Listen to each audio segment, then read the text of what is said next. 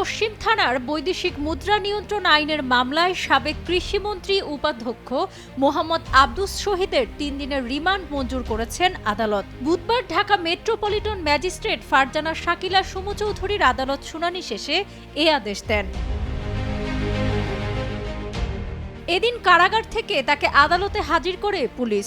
এ সময় তাকে 7 দিনের রিমান্ডে নিতে আবেদন করেন মামলার তদন্তকারী কর্মকর্তা। এ সময় আসামি পক্ষে তার আইনজীবী রিমান্ড বাতিল ও জামিন চেয়ে আবেদন করেন। শহীদকে আজকে যে 55/10/2024 উত্তরা পশ্চিম থানা একটা মানি লন্ডারিং মামলা নিয়ে আসছিলেন। সেই মামলায় ওনারা যে সমস্ত দেশের মুদ্রার কথা বললাম যে সেখানে ফরেন এক্সচেঞ্জ অ্যাক্ট অনুযায়ী যে কোনো ব্যক্তি 12 লক্ষ টাকার 12,000 টাকা ডলারের সমমূল্যের টাকা নিয়ে উনি বিদেশে প্রত্যাগমন করতে পারেন, আসতে পারেন, যাইতে পারেন। এখন উনার দেখানো হচ্ছে বিভিন্ন দেশের যে মুদ্রা, সেই মুদ্রায় 10,000 টাকা পর্যন্ত হয় না।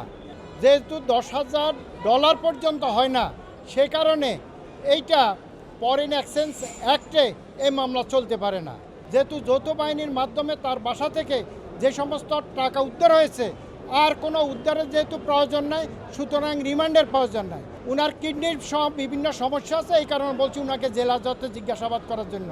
আদালত সন্তুষ্ট হয়ে উনাকে 3 দিনের পুলিশ রিমান্ড মঞ্জুর করেন এবং হাইকোর্টের নির্দেশ অনুযায়ী। অন্যদিকে রাষ্ট্রপক্ষ জামিনের বিরোধিতা করেন। উভয় পক্ষের শুনানি শেষে আদালত জামিন নামঞ্জুর করে রিমান্ডের আদেশ দেন। ফ্যাসিস্ট হাসিনা সরকারের সাবেক মন্ত্রী, অবৈধ মন্ত্রিসভার অবৈধ মন্ত্রী অধ্যক্ষ আব্দুস শহীদ, তাকে উত্তরা পশ্চিম থানায় একটি মামলায়, এটা একটা বৈদেশিক মুদ্রা মামলা, আইনের মামলা। এই মামলা আপনারা জানেন যে তার বাড়িতে যৌথ বাহিনী অভিযান চালায় এবং সেইখানে তা বাংলাদেশি টাকায় 3 কোটি টাকার উপরে নগদ টাকা কোনো বৈধ কাগজ ছাড়াই উদ্ধার করে এবং তার বাড়িতে পৃথিবীর বিভিন্ন দেশের বৈদেশিক মুদ্রা পাওয়া যায়। তাকে এই মামলায় তদন্তকারী কর্মকর্তা আজকে আদালতে উপস্থাপিত করেন এবং করে তার বিরুদ্ধে রিমান্ড প্রার্থনা করেন যে এই মামলার সঙ্গে সে এজাহারনামী আসামি এবং এই মামলায় যেহেতু সে বৈদেশিক মুদ্রা তার বাড়িতে আছে এবং নগদ টাকা তার বাড়িতে পাওয়া গেছে, এই টাকা পাওয়ার উৎস এবং বৈদেশিক মুদ্রা তার বাড়িতে আসার এবং কারণে বিদেশে যে টাকার পাচারের বিষয়টাও চলে আসে এখানে।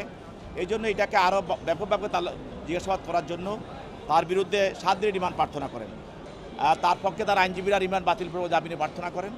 বিজ্ঞ আদালত উভয় পক্ষের শুনানি শেষে তাকে 3 দিনের রিমান্ড মঞ্জুর করে তার বিরুদ্ধে এবং তাকে তদন্তকারী কর্মকর্তা হেফাজতে প্রদান করেন। এর আগে গত 29শে অক্টোবর রাতে উত্তরা 10 নম্বর সেক্টরের 2 নম্বর রোডের নিজ বাসায় অভিযান চালিয়ে তাকে গ্রেফতার করা হয়। এ সময় তার বাসা থেকে নগদ 3,10,27,000 টাকা, 1,953 US dollar, 1,120 Canadian dollar, 1,100 euro, 3,117 কাতার রিয়েল, 5,300 থাই Baat, 500 Mexican dollar, 50 Hong Kong dollar ও 3,000 রুপি পাওয়া যায়।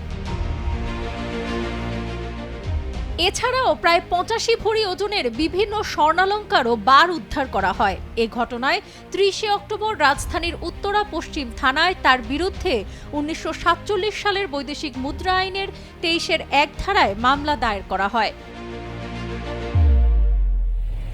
শেখ ফরিদের পাঠানো তথ্যচিত্রে ডেস্ক রিপোর্ট, সাবরিনা কাজী, কালের কণ্ঠ।